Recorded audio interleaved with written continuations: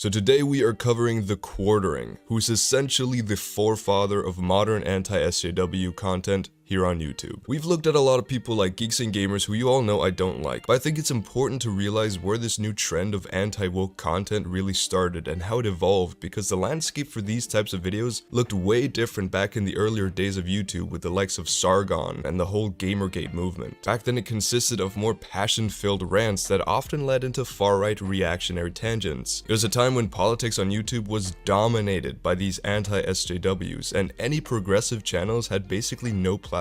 However, it all kind of died down until its less successful resurgence here between 2017 and 18, with topics like The Last Jedi or Brie Larson gaining popularity. TheQuartering is arguably the most influential player in this resurgence. I mean, he is the largest of these channels, and I think he really revolutionized this whole style of lazy and safe content that has become widespread within the anti-SJW community. Basically, it's the type of video where they find an article that has an opinion on whatever, and most often the sources are quite unreliable, but basically they read this article and occasionally say something about it, but very rarely do they actually add their own arguments and ideas. Instead of scripted, well-researched commentaries where they present arguments with facts on topics that they believe in, they do this. It ends up becoming clickbaity videos where they read out loud the often heavily biased opinions of other people that most commonly calls out any new media, be it Star Wars or Marvel or specific prominent people, calling them SJWs or woke and agenda driven. This style of article reading also acts as a way for them to avoid blame and responsibility, because they're just reading articles. They're just providing different perspectives, as they would say. We saw this with the Simu Liu situation. Jeremy from Geeks and Gamers said that they hadn't at any point made a prediction about whether or not Shang-Chi would fail, but rather they just read an article saying it. But from the title, the thumbnail, and the rest of the content on their channel, it's pretty easy to see that they had an agenda against the movie before it even came out, and that as soon as they received backlash, they tried to act like they hadn't been promoting hate towards the movie, saying that it would fail. They used these articles to gain a ton of quick views, but they also removed themselves from the blame, because it's not technically their views, which is another way to see that it's all just a grifting act. This type of lazy content is something that all these channels do. It's hard to spot the difference sometimes between channels like Nerdrotic, RK Outpost, Geeks and Gamers, Mecha Random, and it all really started with TheQuartering in this new age of anti-SJWs, because there used to be a time when people actually complained about SJWs. A social justice warrior used to be a person who wanted to interject their ideals and values into pop culture without giving a living shit about said media,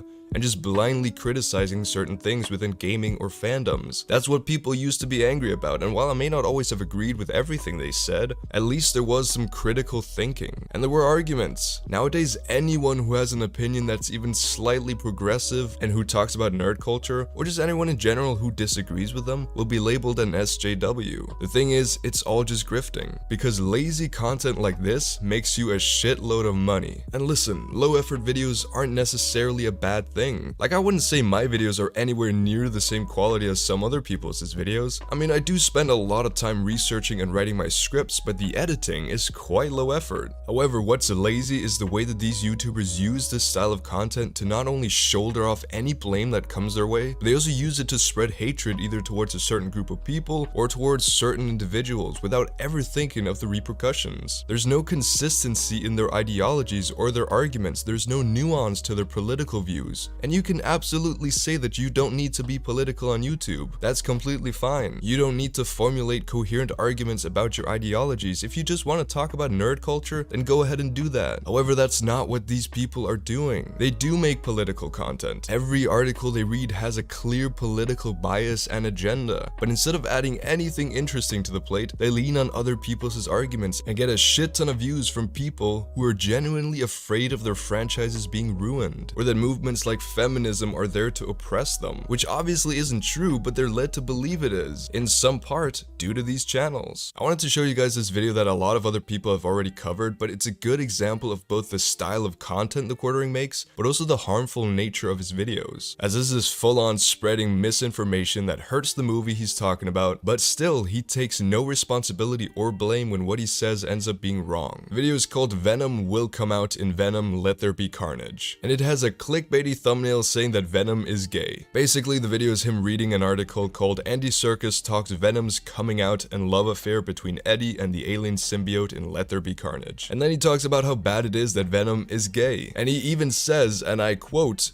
"Fake woke baiting is a new way for movies to get press." Even though what he's doing here is fake woke baiting to get views. It's all quite hypocritical. But anyways, if you haven't watched the new Venom movie yet and you don't want to have anything spoiled, then don't watch this next part. It's not a massive spoiler at all, but yes, you have been warned. Basically, from what I've heard and read, Venom and Brock don't have gay sex. I'm sorry to break it to you. The new Venom coming out thing is about him exposing himself to the world, since, you know, Eddie Brock doesn't want people to know that he has this thing inside of him. But basically, they have a disagreement and then Venom walks out on his own. He walks into a carnival and has this speech about how humans and aliens should be able to live together. However, the way Andy Serkis described this in the interview has been taken way out of context by these people. So I found the interview that the article is talking about, and TheQuartering really just paints this whole scene the wrong way. Andy Serkis says that the carnival that Venom is at is inspired by an LGBTQIA festival, but Venom isn't coming out as gay. In his speech, he is speaking for the other, and the other represents minorities or the downtrodden. It's a term used often in social psychology. In his speech, he's talking about aliens, but obviously it has themes in modern social issues, like most pieces of media do. However, the scene is comedic in nature. Everyone thinks that Venom is just a costume and they cheer him on and he feels accepted. That's what the whole coming out party is all about. It has nothing to do with Venom being gay. Do we even know if Venom has a gender? When the symbiote latches onto Annie in the first movie, it becomes female. So it stands to reason that Venom's gender expression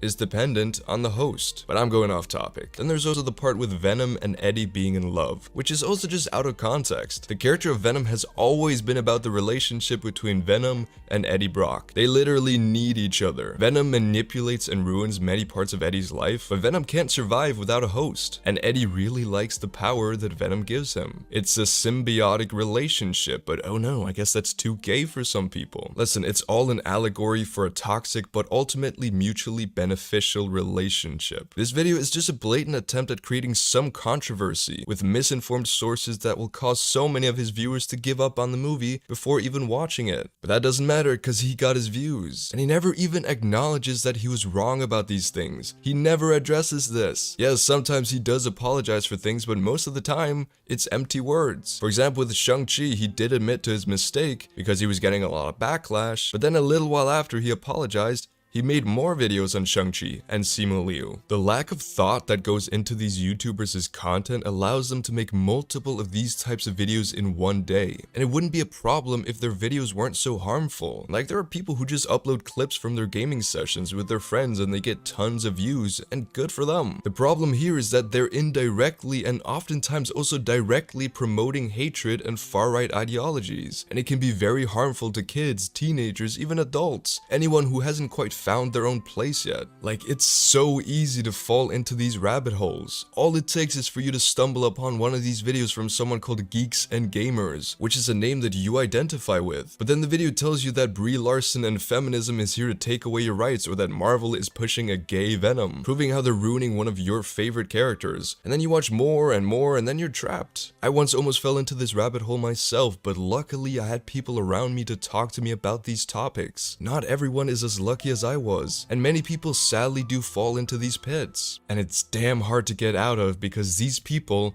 don't care about the people watching their videos. Sure, they probably do agree to some extent with this whole anti-woke message. It's clear to see from their political channels. However, they have no integrity. If it's something that trashes SJWs, then it's good enough for their channels, even if it completely contradicts something they've said before or is complete misinformation. The ironic thing is that they, as a collective, will complain about the endless sea of woke agenda-driven content, while they're the exact same. Their content has no nuance. They all make the same videos with the same lazy style, and they trick people into thinking that they actually believe in what they're saying. Their political and ideological stances are all baseless. They will never go out of their way to criticize someone on the right, because if they do, then they risk losing their fan base, and therefore their income. I understand, but I still don't agree. Most people on the left or on the right can criticize someone who's on their side because life has so much nuance and disagreements are completely natural, especially if we categorize people into either right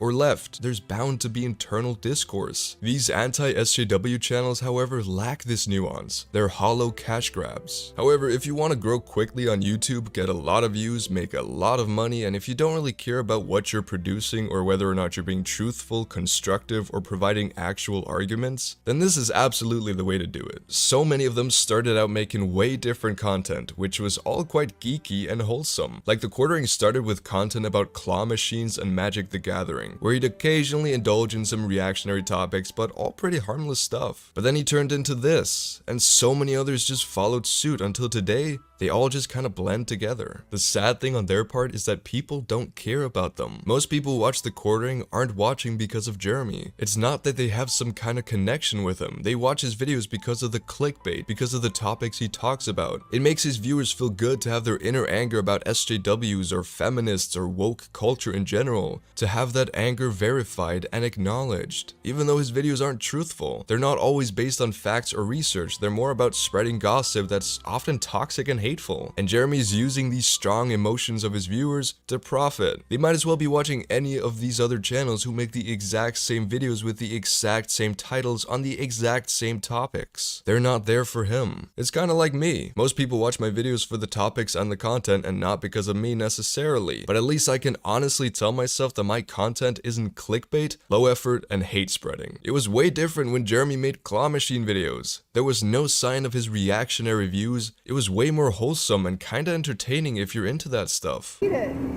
Yeah.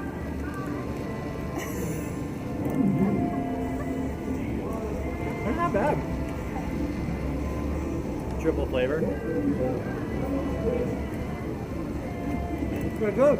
Hey, that's pretty good. Thing is, Jeremy doesn't seem like the worst kind of guy to talk to, you know? Like from watching some of his old content and even some of the podcasts he has with some of the other anti SJWs, on rare occasions when they're not robotically ranting about the woke left, they do seem like human beings. They look like people. Like obviously if I met Jeremy in real life, I'm sure there'd be something we'd be able to talk about. I don't want these videos to come off as me just attacking these people. I truly believe that their content can be hurtful to a lot of people and that they should take some responsibility for producing lazy content just for the sake of profiting without a care given to the people and groups that they may be hurting. My goal is to try and protect geek culture, and I hope that if I ever do something wrong or turn to the dark side, that people will call me out for it. The thing is, the internet makes things seem way more black and white, whereas in the real world, there's so much more nuance. And I'm sure that if Jeremy and I spoke about a topic like transgender people behind closed doors, we'd be able to at least have a civil discussion about it. Maybe I'm wrong. It could turn into World War III, but I still have hope in him. I think it's mostly all an internet persona that has just taken a hold of him. And even with their political channels, I don't think they'd be making these videos if they didn't make a shit ton of money because of it. Truly believe that it's just a grifting act. Anyways, that's all we have for today. If you want to see more in-depth videos on some of TheQuartering's videos, or just videos on other people in general, then be sure to let me know down below. As always, feel free to share your own opinions and viewpoints in the comments. I'm interested to hear what you have to say. As always, I just want to clarify that it's completely okay to be right-leaning or have differing opinions to me. As long as you're not racist, sexist, homophobic, transphobic, or promoting these things, then I'm sure we can have a decent conversation, because us having a difference in opinion is how the world should be. So yes, leave your comments down below. Join our Discord server for fun times and more intimate conversations with me. But other than that, I hope you all have a wonderful day. Stay safe and peace out.